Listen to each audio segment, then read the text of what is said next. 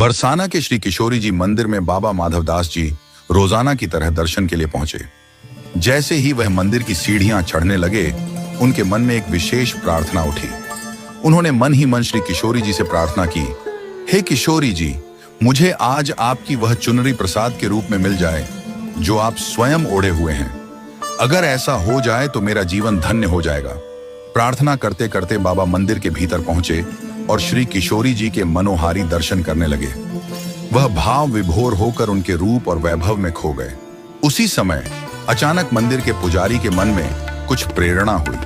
उन्होंने श्री किशोरी जी की ओढ़ी हुई चुनरी उतारी और बाबा माधवदास जी के पास आकर बोले, बाबा, आज श्री किशोरी जी ने आपको यह प्रसाद रूप में भेंट दी है। यह देखकर बाबा के हर्ष का ठिकाना नहीं रहा।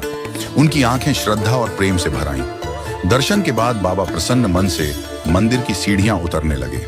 वह चुन्नी को हृदय से लगाकर भाव विभोर होकर नृत्य करते हुए चल रहे थे।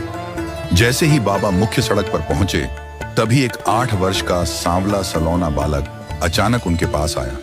बालक के घुंघराले बाल, चमकते हुए नयनों और प्यारी सी मुस्कान ने बाबा का ध्यान अपनी ओर खींच लिया। बालक ने भोली आवाज में कहा, बाबा, ये चुन्नी मोकू दे दे।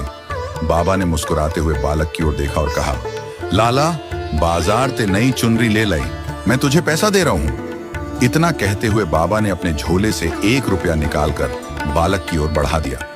बालक ने पैसे लेने से इनकार कर दिया और बोला, बाबा, मोकू पैसा नाए चाहिए, मोकू तो बस यही चुनरी चाहिए। बाबा ने हंसते हुए कहा, लाला, ई चुनरी तो श्री किशोरी जी की प्रसादी है, इस चुनरी को मैं नाए दूंगा। ऐसा कहकर बाबा ने उस चुनरी को और भी कसकर अपने हृदय से लगा लिया और आगे बढ़ने लगे। बाबा कुछ ही कदम चले थे